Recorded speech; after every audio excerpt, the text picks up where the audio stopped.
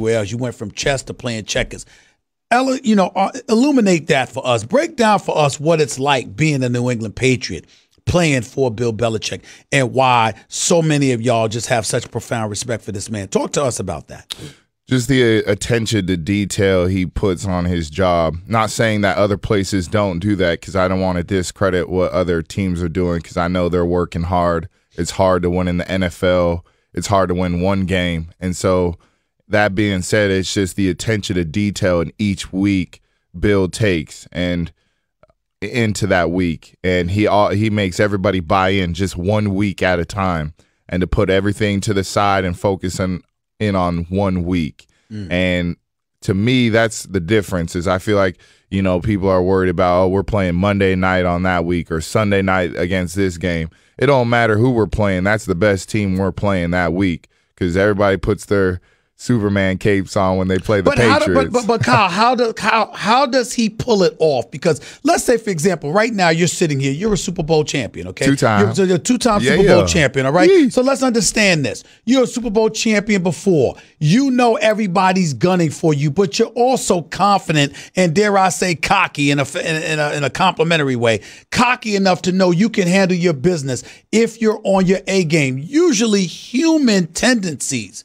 tend to take that for granted from time to time and not really be worried about anybody. You can look ahead to an opponent. Steelers been talking smack about you. When we play them in 3 weeks, we don't have to worry about these next 2 weeks or whatever. How does he pull off getting y'all a lock in on just the next opponent? How does he pull that off? I don't know. To be honest, it's hard to do. It's a lot of different egos in one locker room, a lot of different people coming from all over the country into one spot and just focusing on one goal, which is winning. And I think when you has set the bar already so high, he's won, he has the respect in that factor. So everyone already wants to buy in because they want to win.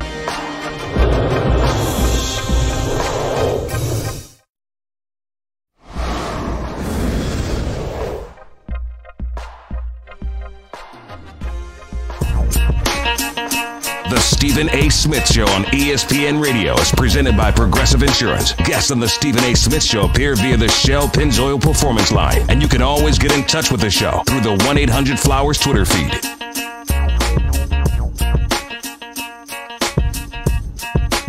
Welcome back to Stephen A. Smith Show. We're coming to you live from above the Heineken River Deck at Pier 17, South Street Seaport, New York City. Plus, tune in tomorrow for college basketball action as Duke battles Virginia, presented by Peloton. Coverage begins at 5:30 p.m. Eastern on ESPN Radio and the ESPN app. Let's get to the phones before hour number 2 begins. Let's go to my man Ryan. You're live with Stephen A. Talk to me, Ryan. Stephen A., man, you're looking dapper today, my friend. Thank you, my brother. What's up?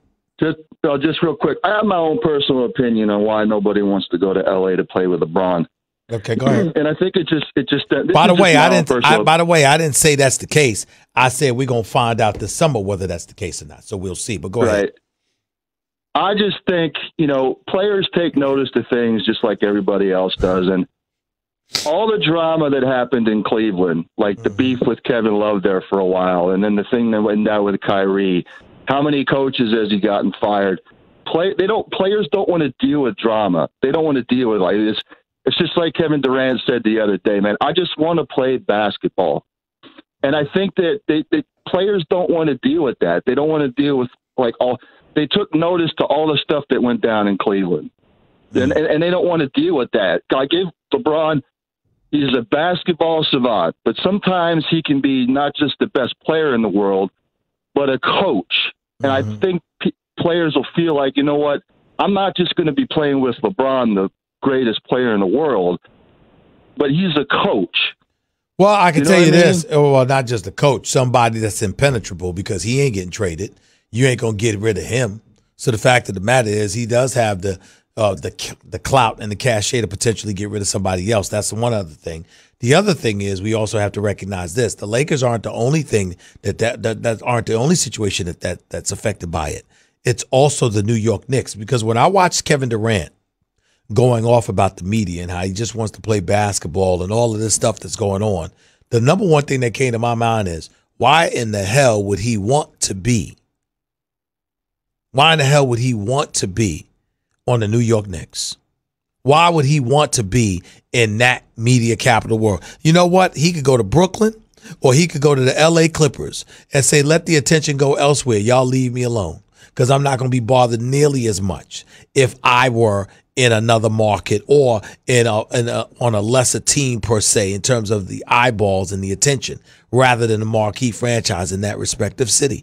That is entirely possible. And the other thing about people have to realize the reason why it worked in Miami, he was playing with his best friend, and Chris Bosh decided, you know what, I'm going to take the lesser Time role. out. That's true, but there's another big component you're missing. Dwayne Wade was a superstar at that time as well, and a big brother because he was older and more seasoned, having some college experience, having already been in Miami under Pat Riley. LeBron was shielded and allowed to grow and blossom. That helped too. True. All right, my man. Take it easy. 888-SAY-ESPN. That's 888-729-3776. Nobody's going to really appreciate Dwayne Wade until he's gone. I personally would have preferred that he retired last year as opposed to this year because I think that he deserves a better send-away than he has received this season. This is one of the great, great guards and the great, great people in the history of the NBA. And I would have liked to have seen Dwayne Wade celebrated more in his final season in the NBA than he has been. But I think he might have stayed a year too long. Anyway, hour number 2 up next. We'll continue talking some NBA, NFL, and, of course, soap operas. Hour number 2 up next.